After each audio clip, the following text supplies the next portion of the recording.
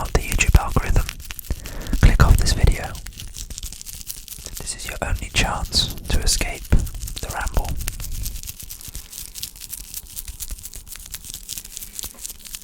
This video is intended only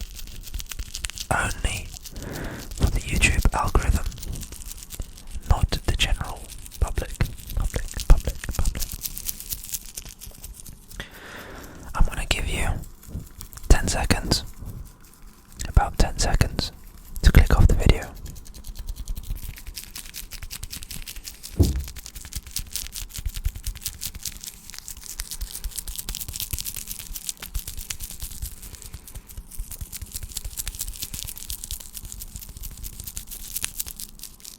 Okay, now for sure I know that nobody else is watching the video apart from the YouTube algorithm.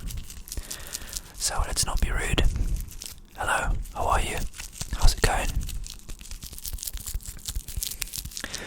I've been alright. Been better though, at times also. And I'm glad that you agreed to have a sit down and have this meeting with me. I prepared a few questions that I wanted to ask you, the YouTube algorithm, that have been burning a hole in my mind. Maybe they're not going to be so intense, maybe they're just going to be for you to listen and come back to me with something.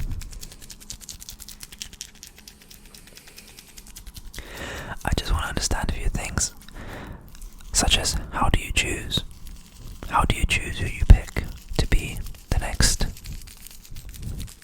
viral video? Not necessarily viral. How do you pick success? How do you determine success? How do you determine what's worth pushing and what isn't? Because I know from various things I've seen online that it's usually the viewer attention, viewer views, and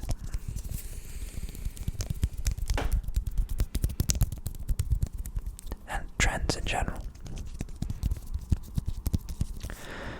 However, I've been noticing certain irregularities in my YouTube studio analytics.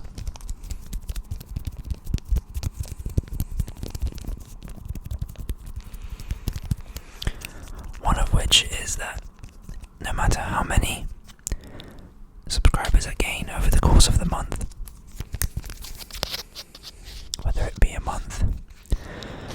whether it be 10 subscribers, 20 or 100 or nearly 150 subscribers in a month, the number of the views seems to have a negative correlation.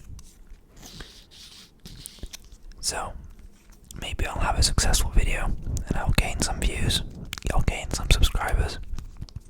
You would assume that because you've gained these subscribers, that those subscribers would receive notifications, or those subscribers would receive the videos that they subscribe to more frequently.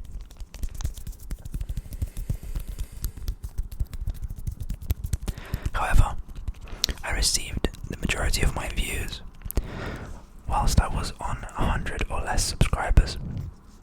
My best video that reached nearly 3,000 views, I received when I had less than 100 subscribers for sure, which I think is quite interesting because you would just assume that the more subscribers you gain, the more viewers the more average views you are going to get. However, that seems to be not the case at all.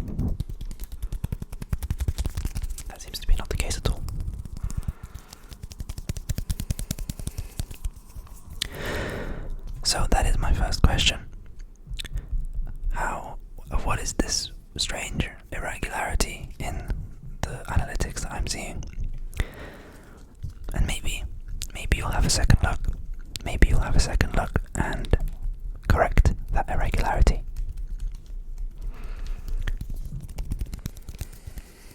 I mean, I say I have some questions, but what do you really ask an algorithm? You're not a person. You're a computer.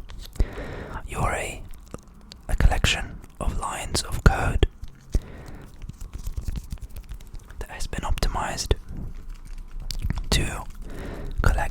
retention and push advertising so that you can provide revenue for the company that owns you.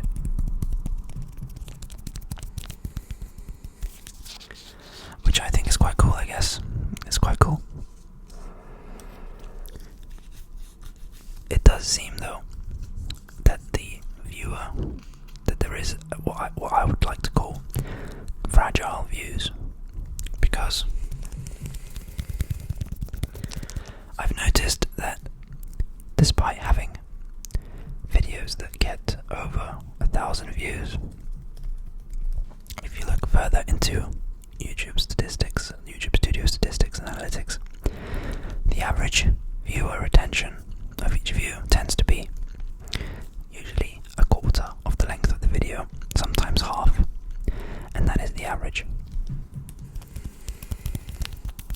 Which is fair enough, some people will click into the video, they will watch through half, and then they will just leave because it's not what they expected from the thumbnail or from the title, or it's just not interesting enough and they want to go on to the next thing. Completely fair enough. However, another discrepancy I noticed is, for example, I made a video a few days ago, maybe a week ago, and it's called The Tapping Runway. Very straightforward video. The camera is on the surface level of the table, and I make tapping sounds whilst running my fingers towards the camera on various surfaces. And I thought that, straightforward, simple idea, and to be fair, it did receive quite good viewer attention. It was receiving around 75% of viewers were hanging about for around 70% of the video, which is quite impressive in my channel. I'm sure there are many channels out there that have higher percentages of viewer attention. However, I appreciate that there is also a significant amount. And not to mention the other statistic that's in that same ballpark is the click-through rate. The click-through rate, which I know basically means if the thumbnail or the video is on the screen, how likely is the viewer going to click through that link and arrive on your video and provide the view. And that is one of the videos that did super well on my YouTube Studio analytics. It was receiving around 15 to 20% of click-through rate. So in all the places that it was appearing, it was receiving the highest level of click-through rate that any of my videos have in the past. And despite that, over 50% of the views came from external sources such as Reddit, where I frequently post links to my video to get some exposure. Oh, what's that? You have a question for me? Why do I care about the views? Well, that is because getting views is fun, having more comments is fun, responding to comments is fun. Not to mention, there is a feeling of success when a video of yours does well. So that is the incentive of making videos. It's not just I do it because it's fun. It is fun, but what makes it more fun is when it becomes more successful. I think it's more fun. Relatively more fun. Does that make sense? Does that make sense? Does that answer satisfy you?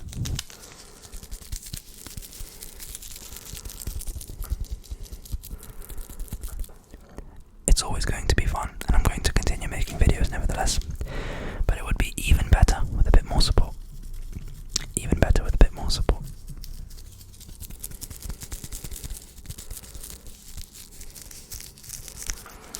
Another question I wanted to ask you is baby seal. Another question I wanted to ask you is, does the timing of my videos matter? The timing in the sense of how long each video is, or does all that matter, the viewer attention of each video? i.e., does watching 50%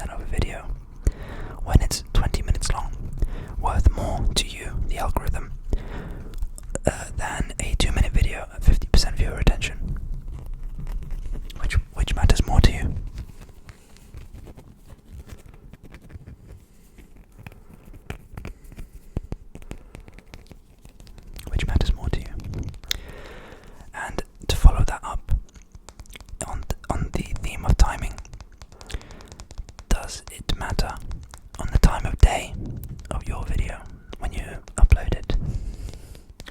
Because I've uploaded videos midday and I've uploaded videos near night time in my time zone in the UK, but also to align the time zone of America, where I also have 50% of my views. However, despite trying to time it, the results are completely inconclusive. You can't really make any conclusions from that. From the findings that I found, I thought it was just completely random. Perhaps my sample isn't large enough. Perhaps my channel is too small.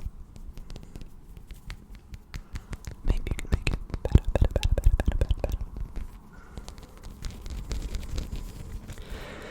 And in general, do subscribers even matter if YouTube or yourself, the algorithm, makes them as popular as it desires? Because I have definitely seen YouTube channels that explode and gain thousands of new subscribers.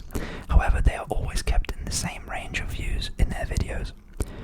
So, despite going from 6,000 to 8,000 subscribers for this